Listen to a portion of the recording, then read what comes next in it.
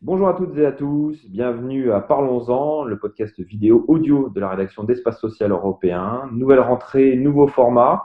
Cette année, comme nous vous l'indiquons dans notre magazine 1178 qui paraîtra demain, nous allons un petit peu adapter nos colloques. Alors cette année, avec le Covid, les mesures barrières, nous avons décidé plutôt de passer par des entretiens vidéo ou audio avec les interlocuteurs qui font ou défont en l'occurrence l'actualité de la protection sociale et du PLFSS.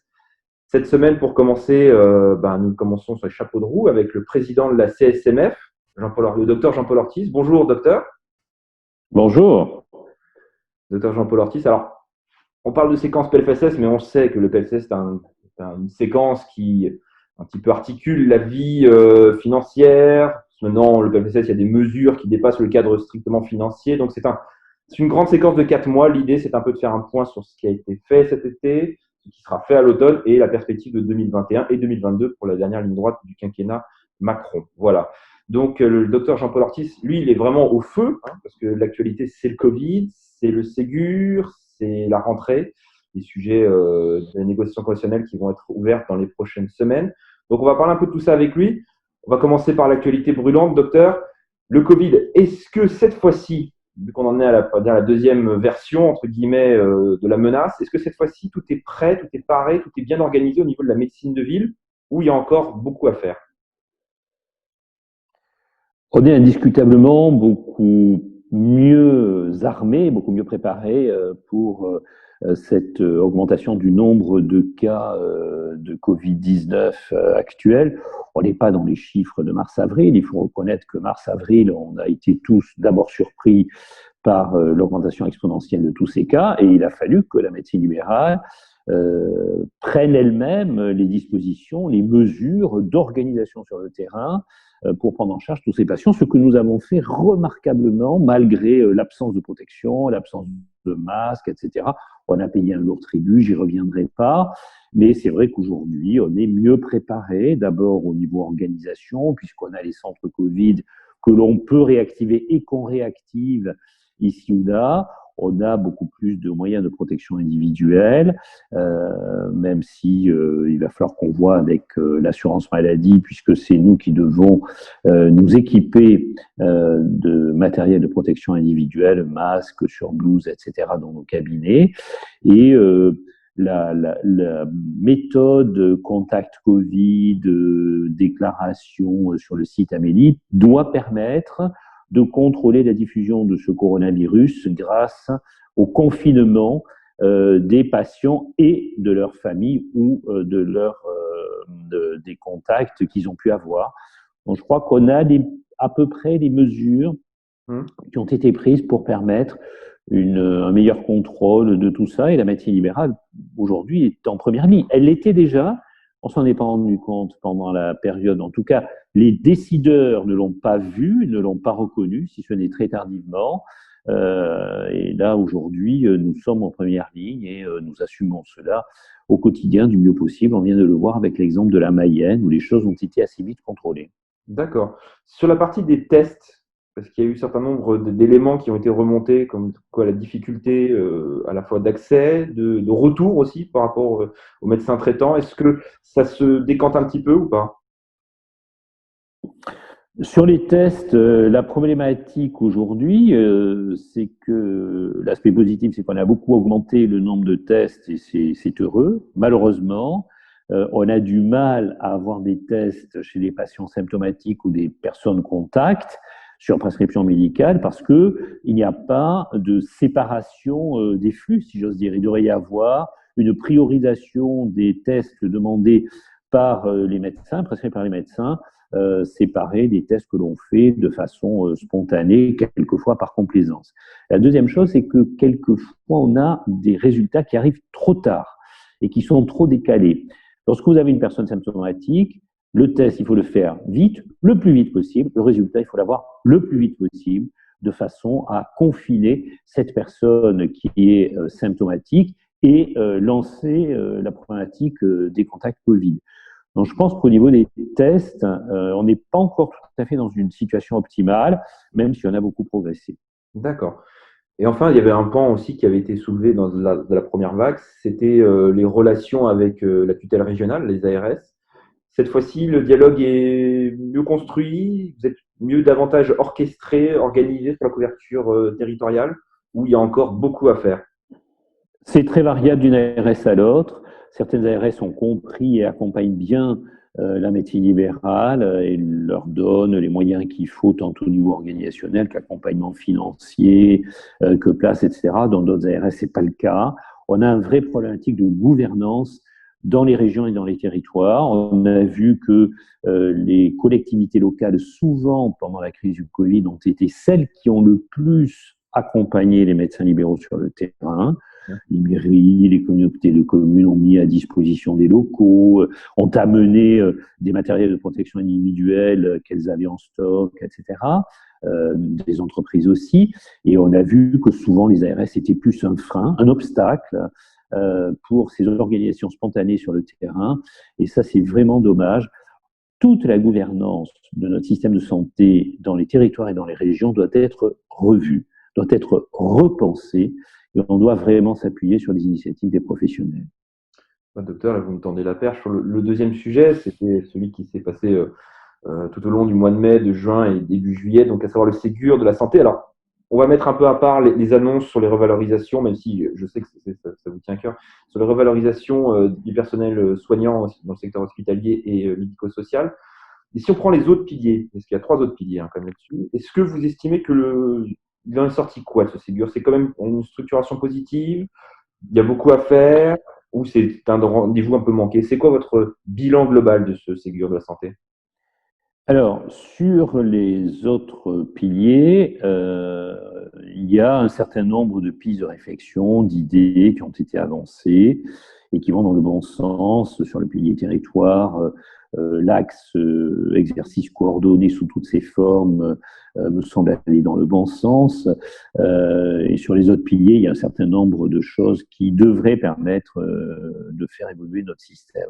Là où je suis très inquiet, c'est que ce Ségur de la santé s'est conclu par des moyens financiers importants qui sont quasi exclusivement centrés sur les hôpitaux.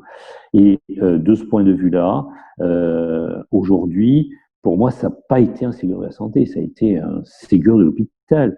Donc, il est indispensable que les choses soient redressées et qu'on accompagne la réorganisation de la médecine de ville tant d'un point de vue accompagnement réglementaire et juridique que restructuration de notre activité, qu'innovation en matière de fonctionnement de nos cabinets et que des moyens financiers nécessaires. On a vraiment une nécessité absolue d'avoir des moyens financiers sur la médecine libérale, comme ça a été fait pour les hôpitaux, avec des moyens importants. Je rappelle d'ailleurs que les Français qui ont applaudi les soignants à 20 heures tous les jours pendant des semaines, ils applaudissaient tous les soignants. Et il semble que le ministre et le gouvernement aient oublié que les Français applaudissaient tous les soignants. Et il y a eu des mesures importantes que pour l'hôpital. C'est une vraie amertume qu'ont aujourd'hui les médecins libéraux. On va voir si les choses évoluent, mais pour l'instant, ce Ségur n'a pas été un Ségur de la santé, ça c'est clair, c'était le Ségur de l'hôpital. Mais, cher docteur, est-ce que ça peut être différent, sachant que l'hôpital, l'interlocuteur du secteur hospitalier, c'est le ministère, mais l'interlocuteur de la médecine de ville, c'est la CNAM, ce n'est pas le ministère. Est-ce que, entre guillemets, c'est un transfert sur la prochaine. Il y a la grande négociation qui est attendue d'ici 2 ans, un peu moins de 2 ans. Est-ce que tout ça n'est pas un transfert dans le temps où il fallait plutôt à ce moment-là, vous préconisez une reconfiguration, une relation directe entre la médecine de ville et le ministère? Pas du tout. Je suis très attaché au mécanisme conventionnel. Ouais. Néanmoins, si le mécanisme conventionnel doit prévaloir, et ce n'est pas avec l'État que la médecine libérale doit négocier, mais c'est bien avec la CNAM, nous sommes aujourd'hui dans l'attente de négociations conventionnelles, dans l'attente de moyens. Et quand je dis moyens, on a vu les annonces qui ont été faites par le gouvernement sur l'accompagnement à l'hôpital, tout ça est très détaillé. On en est au total à 23 milliards si on intègre la reprise de la dette. On a vu les avancées salariales qui ont été décidées, qui ont été quantifiées. Pour l'instant, la médecine libérale, elle n'a rien. Donc, on ne va pas attendre 2 ans que l'engagement extraordinaire des médecins libéraux pendant la crise du Covid que nous venons de vivre et qui continue aujourd'hui pour éviter et contrôler au mieux cette terrible épidémie, il faut quand même que la nation reconnaisse ces valeureux soldats de la première ligne. Attendez. D'accord. Et vous pensez que les négociations conventionnelles qui vont s'ouvrir là dans les prochaines semaines, qui sont issues des mesures du Ségur sur le cadre économique, incitatif sur les CPTS, sur la redéfinition du périmètre des téléactes, des téléservices, et potentiellement le SAS, c'est éventuellement des éléments qui peuvent nourrir un petit peu ou le package financier en direction de la médecine de ville, ou non, ce sera juste des mesures techniques? Je suis très inquiet quand je lis la lettre de cadrage du ministre pour ces négociations conventionnelles. Parce qu'aujourd'hui, pour nous, la priorité, c'est de valoriser l'exercice médical et la coordination en particulier entre le médecin généraliste et les médecins des autres spécialités.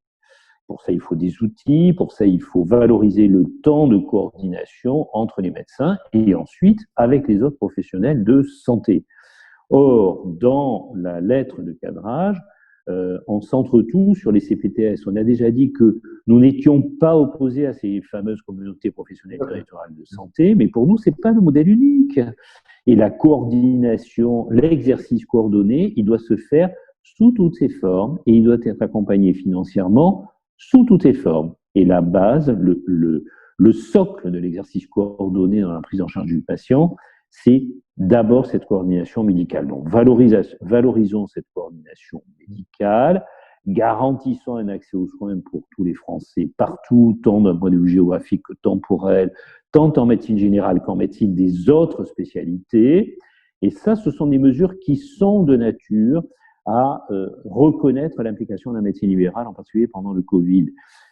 Excusez-moi, ce qu'il y a de contenu dans la lettre de cadrage, c'est pas ce qu'attendent les médecins libéraux aujourd'hui.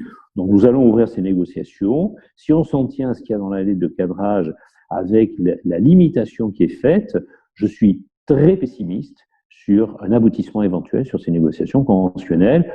Je suis d'autant plus pessimiste que je ne sais pas du tout les moyens qui vont être mis dans ces négociations conventionnelles. Rien n'est indiqué dans la lettre d'intention, enfin de cadrage pour le moment. Rien n'est indiqué. Il est même indiqué que l'heure n'est pas à revaloriser l'acte médical. Écoutez, je suis désolé, mais l'acte médical aujourd'hui en France, il est à un tarif ridiculement bas. Les mesures de précaution sanitaire que nous prenons dans nos cabinets médicaux, ça a un impact à la fois sur la pratique, sur le coût de la pratique, sur l'environnement dans nos cabinets, mais aussi sur la rapidité qu'il peut y avoir et la durée des consultations et de l'organisation de notre activité. Dans tous les autres secteurs, ça a eu des impacts, y compris au niveau tarifaire. On ne comprendrait pas qu'il n'y ait pas un impact aussi pour les médecins. Donc je pense que la discussion va être difficile avec un nouveau directeur que nous ne connaissons pas bien, même si les uns et les autres on le connaît, puisque il a été déjà dans le milieu de la santé avec plusieurs titres et plusieurs fonctions, donc c'est pas du tout un inconnu, loin de là. Par contre, c'est quelqu'un avec qui nous n'avons jamais négocié d'avenant conventionnel ou de convention. Donc, c'est vrai que je suis très inquiet. Je suis très inquiet en fonction de tous ces éléments, la lettre de cadrage, l'absence de moyens financiers mis sur la table, la nécessité de revaloriser l'acte médical, ce qui pour nous est la priorité, la nécessité de valoriser l'exercice coordonné entre médecins. Je ne sais pas si on va aboutir à tout ça. Un point aussi, un chantier qui vous tient à cœur, c'est le SAS. Alors, les expérimentations seront lancées dès le mois prochain. On devrait avoir un décret d'application.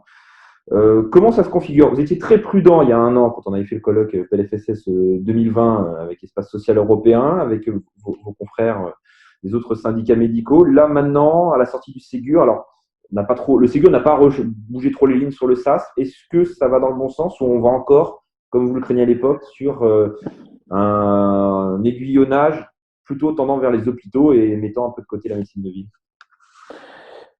Alors effectivement, quand on voit le cahier des charges pour les expérimentations pour le SaaS, il est normal qu'on soit inquiet. Alors d'abord, et ça vient d'être exprimé récemment par l'ensemble des syndicats représentant les médecins généralistes et par les généralistes SNF, les médecins généralistes dans leur ensemble sont attachés à séparer la permanence des soins du système d'accès aux soins en journée.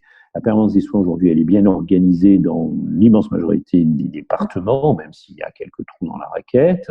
Et donc, cette organisation-là, il faut la sauvegarder, il faut l'encourager et il faut tout faire pour la soutenir, pour qu'elle perdure. En ce qui concerne le système d'accès aux soins, en particulier en journée, va se poser le problème de la construction et de la place de la médecine libérale. Et nous sommes très inquiets parce que nous craignons que ça soit sous l'égide de l'hôpital et les médecins libéraux n'accepteront pas d'être les effecteurs d'un système piloté par l'hôpital. Donc, on verra avec les expérimentations comment ça se passe. Va se poser aussi le problème du numéro d'appel. La grande demande des médecins généralistes, c'est qu'il y ait une préservation d'un numéro d'appel pour le médecin traitant ou l'équivalent, donc pour les soins non programmés auprès de son médecin. Le débat n'est pas tranché, il est difficile, puisqu'on sait que beaucoup souhaiteraient un numéro unique, et les médecins libéraux sont très attachés à un numéro spécifique à la médecine libérale. Donc, vous voyez qu'on n'est pas encore sorti de quelque chose qui pourrait fonctionner rapidement, et pourtant c'est important. Je pense que si on veut avoir une implication des médecins libéraux, il faut surtout préserver ce qui marche, le soutenir, l'encourager et tout faire pour que l'ensemble des médecins libéraux s'impliquent le plus possible dans l'accès aux soins, que ce soit en journée comme en nuit, par le biais des organisations qu'ils doivent piloter, dont ils doivent être responsables. D'accord, d'accord. Donc on attendra un petit peu le verdict de ces expérimentations qui sont menées sur un certain nombre de régions. Docteur, un dernier mot. Alors, vous êtes votre université d'été dans quelques jours. Quels sont les thèmes qui mobilisent un petit peu le mouvement syndical, en dehors de ceux qu'on a parlé précédemment? Nous avons décidé de placer notre université d'été sur le renouveau nécessaire du syndicalisme, en particulier à la lumière de la crise du Covid-19. Donc ça sera vraiment une université qui doit tirer les enseignements du Covid-19 en matière de gouvernance dans les territoires, on en parlait, mais aussi en matière de rôle et place du syndicalisme aujourd'hui en France, des corps intermédiaires. On a vu qu'il y avait des problèmes majeurs, en particulier lors de la crise des Gilets jaunes, où on a oublié des corps intermédiaires. Donc, il est fondamental que dans ce pays, on repose cette question-là. Et la CSNF a lancé un grand mouvement de rénovation, d'innovation, parce que nous voulons construire le cabinet médical de demain. Nous pensons qu'aujourd'hui, il faut investir dans le cabinet médical pour pouvoir transmettre ces cabinets médicaux. Ça veut dire qu'il faut accompagner une restructuration de la médecine de ville, le regroupement, l'utilisation des nouveaux outils, en particulier du numérique. Bref, aller vers une médecine libérale qui soit une médecine libérale de 2030, c'est la thématique du cabinet 2030. Aujourd'hui, il faut vraiment il faut être innovant, il faut renverser la table à la lumière de cette crise du Covid-19, y compris en matière de relations avec les organismes payeurs. Aujourd'hui, nous n'avons que la CNAM. Il faudra construire une convention très différente de ce que nous avons. Et nous y sommes déterminés. Il faudra probablement aussi voir quelles relations les médecins libéraux peuvent avoir avec d'autres payeurs dans le monde de la santé. Le monde de la santé est en train de s'ouvrir au-delà de l'assurance maladie. Ce sont tous ces éléments-là qui doivent permettre de construire le cabinet du 30. D'accord. Bon, bah, écoutez, on passe un salut à nos amis des OCAM qui doivent suivre ça avec attention. Voilà. Bah, en tout cas, merci beaucoup, docteur Ortiz, de nous avoir accordé quelques minutes de votre temps, à quelques jours de votre rentrée, enfin, rentrée au travers de l'université d'été. Et on vous souhaite bon courage pour les chantiers, qui sont nombreux. Hein, vous n'allez pas vous ennuyer ce dernier trimestre, a priori. Hein. Voilà.